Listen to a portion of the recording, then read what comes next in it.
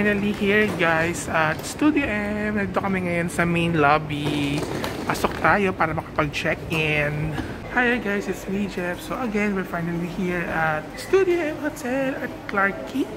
Parang gano'n siya eh, diba? Medyo sosyalin ng place namin. Kumbaga parang nasa Ortigas Cafe. Nakakita ko na malaking teddy bear. Look! Napakalaking teddy bear nito. And there's a Studio M here, Hotel Singapore. Oh. And a small Christmas tree here. Obviously, dito kayo mag-check-in. Let's wait. Ay, ang cute naman ito. Christmas tree na puro teddy bear, oh. Ay, ang cute. Taray, meron silang award sa Trip.com, which is top producing hotel. Diba, taray?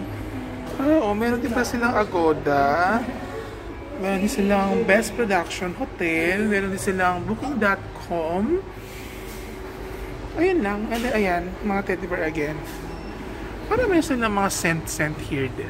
Room tour tayo, guys. Dito kami sa 4th floor, room 433. Using the card, ayan, ma-open natin ang ating room. Pagpasok, nandyan yung aircon, which is 18 degrees, kasi mainit ngayon sa Singapore. Then, enter tayo, guys. Dito sa right side, nandito yung shower. Ayan, so meron namang hot and cold yan. And then, ayan, medyo maliit lang siya, guys. As dito, meron silang shower gel at saka shampoo. Magdala na kayo ng conditioner kung gusto nyo. Dito naman sa kabilang side, nandito yung toilet nila kasi magkahiwalay yung shower tsaka yung toilet eh. Ayan guys, medyo maliit din talaga siya. Wala din siyang lagayan ng mga sabon o tsaka ng mga towel o bahala na kayo kung saan nyo gusto ilagay. Pero may bidet. Sa area naman na to, ito yung sink nila. May mirror pa tayo. Sa tabi naman, ayan yung mga freebies nila. May complimentary water. Nandyan yung mga toothbrush. Ayan, may mga kape. Nandyan din ng toothpaste. Meron din silang kettle. Kung gusto nyo magkape, nandyan din yan. Dito sa baba, nandito naman yung vault nila. And then, sa down under pa, nandyan yung kanilang mini ref. Ayan, guys. Sa other side again, nandiyan yung mga lagayan ng towel, mga damit nyo, may hanger dyan. Tapos, lagayan ng sapatos, nandiyan din. And dito sa part na to, nandito yung window with the view. And of course, nandito rin yung isang kama na, ayan, mukhang queen size naman o king size, malaki naman siya. And then, akyat tayo sa taas para makita na natin yung loft area ng hotel na ito. Ayan, dito kasi ako sa taas eh. So, medyo akit pa talaga tayo. So, meron pang isang bed dito. So, dito ako. Ayan, kasi sa baba si mama at si papa eh.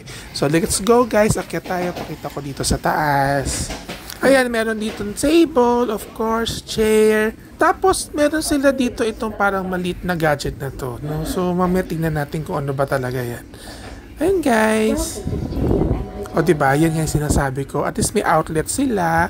And then, on this side, ayan na nga yung bed na parang pang single lang din talaga. Ayan. So, from here, ayan, diba, ayan nga yung window, diba, ang ganda ng view. Tapos, ayan nga yung kama na nasa baba.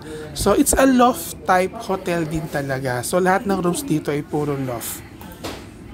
Alam nyo guys, yung kaninang parang maliit na parang gadget, basta yung pinakita ko sa inyo kanina, papakita ko naman din ulit ang taray nun.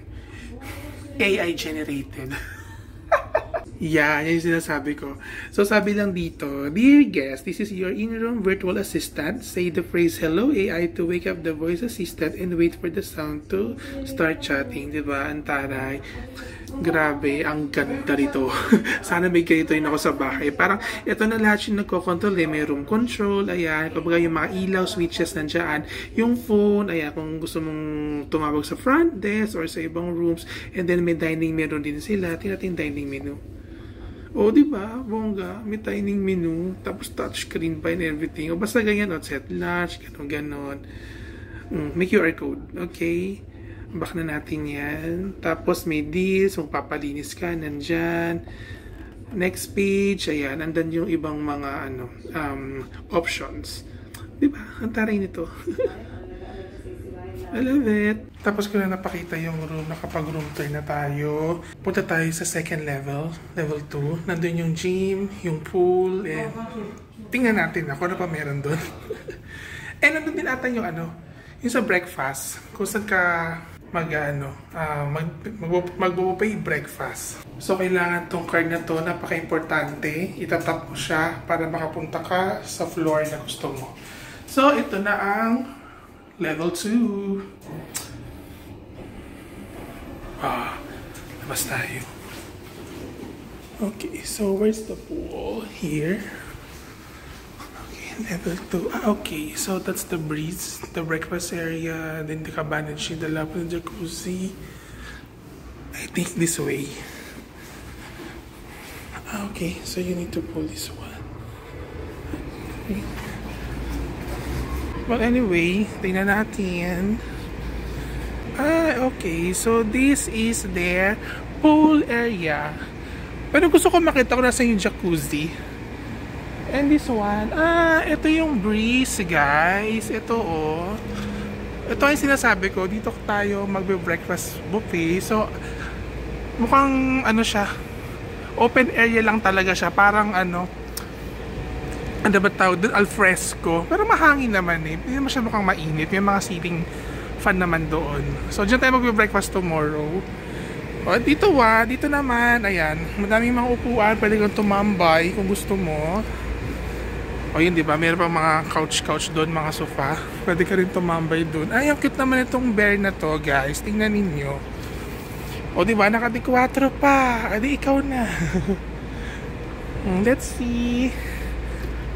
Punta tayo there.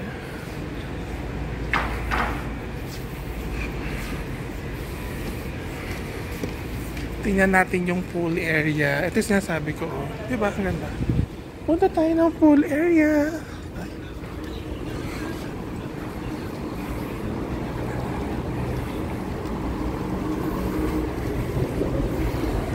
Ito yung jacuzzi. Okay, so this one is the jacuzzi area. Ayan siya.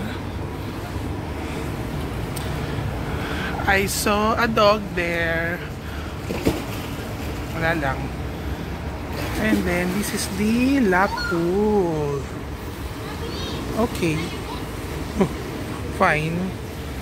Ganda naman. Malaki naman yung pool. Mahaba siya. So, I think, anytime pwede tayo mag-pool dito. Pero may oras to eh. Nakalimutan ko lang kung anong oras. Nandun sa parang brochure na binigay eh. So, tingnan na lang natin. Forward tayo ng konti. Medyo madulas lang. Ingat. Madulas siya, guys. So, ito. Meron silang pa balcony here. Ang taray nung area na to, no? Parang nasa BGC ka lang na nasa Makati. Basta maganda siya. Ganda. Ayan, pwede ka rin tumambay dito. Merong babaan dito, pero nakasarado. So, okay lang yan. This one, sa area na to. Ayan, may tambayan din dyan. Okay. So, again, this is the Studio M Hotel. Ayan siya, diba? Hanggang ano ba to? 9th floor? Sa naalala ko. Ito yung gym nila, guys. So, kaya lang nakasarado eh. Pero yan yun. Obvious naman. May mga dumbbell eh. Tsaka may nakita ko mga basta ayan oh, mga equipment na pang gym eh. Diba? Meron pa yung parang bola. So, ayan gym nila. So, nandito na lahat yung tatlo. The gym, the breeze, yung restaurant, and then yung pool. Ang taray, guys, meron din palang food panda dito. Ayun si kuya. Nakabisikleta.